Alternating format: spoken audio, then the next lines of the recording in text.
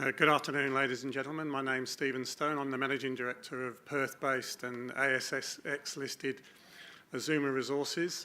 I'm just going to run you through a quick presentation. Joanna's got some hard copies if anybody would just like to. Joanna, you might offer them out to people. We have one project. It's called the Wire Gold Project in Ghana. It's the only thing that we do. And this title of this presentation is called How Big Can It Get? We've called it that because although we found 2.1 million ounces of gold there already, we've got such a big land package, we don't really know how big this project will get, and we think we're going to be there for another 10 or 20 years exploring.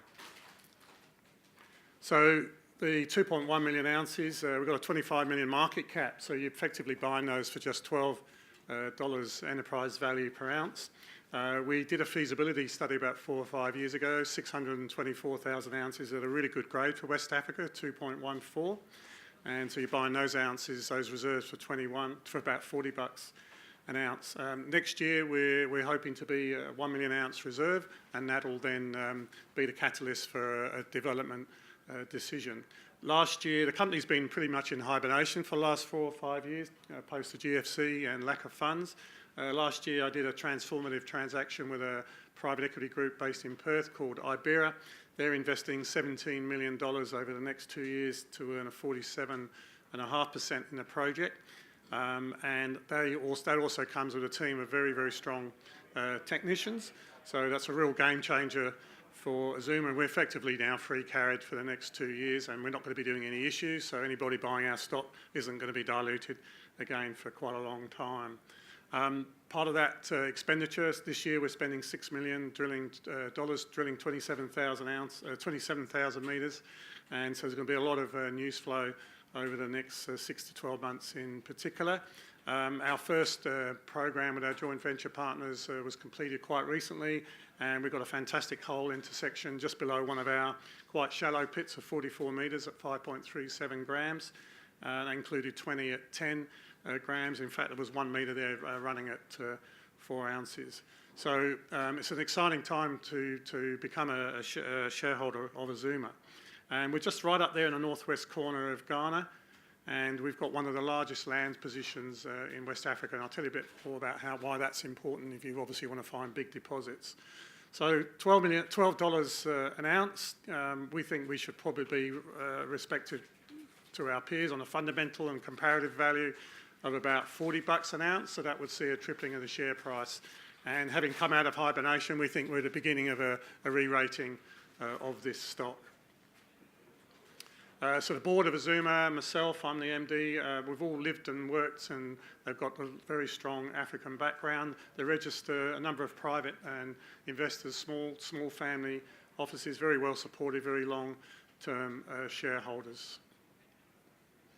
So you can see we're right in the middle of the West African Shield. Although we're in the north of Ghana, most people associate Ghana with all the mines in the south. I picked this ground in the north and started from basically a zero base, and we've built up that 2.1 million ounces. We're surrounded by lots of 5 and 10 million ounce plus deposits, and the West African Shield now is probably one of the most well-endowed regions to explore for gold. And it's very, very hard to put these land positions together now because there's a lot of competition for good ground. So Ibera, this is our partner, they're our funding partner. These people have all worked in large mining companies and engineering companies. They know how to develop and build mines. So they're putting their funds into our project directly. They're not putting anything into Azuma.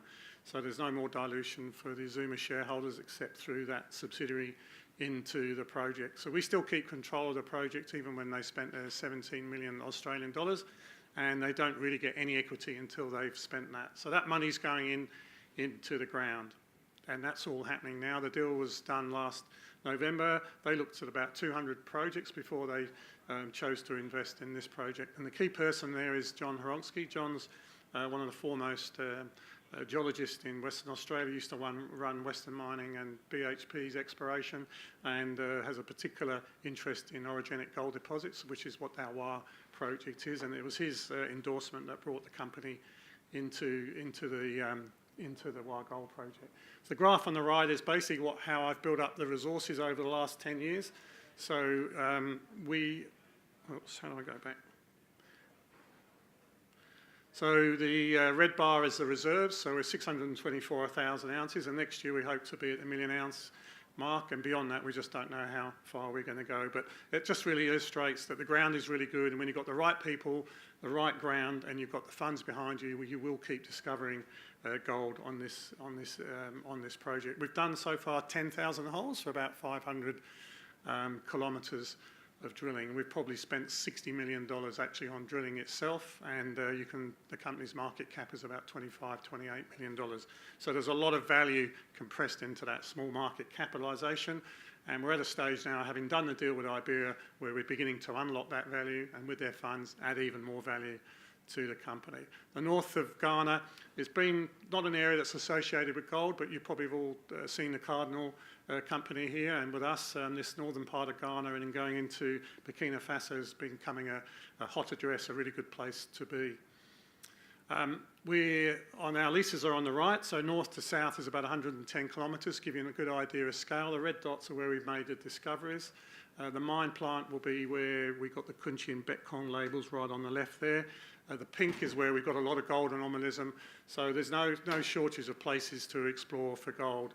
And the left-hand image there is all the gold anomalism in soils. And one of the issues we all have, including Iberia, is where do we explore? There's so many opportunities to find more gold on this property.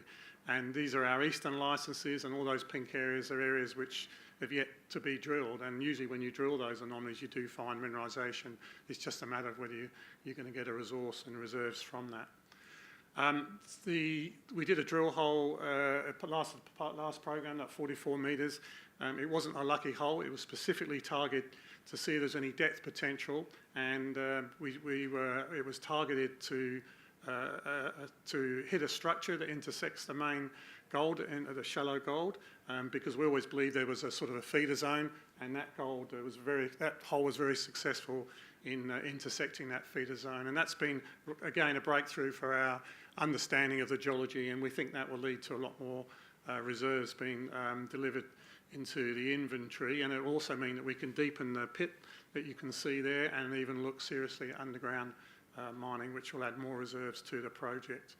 And just to show you that that just wasn't a one-off hole, we've got a history of very, very good intersections at Kunchi and Betkong and our Julie deposits.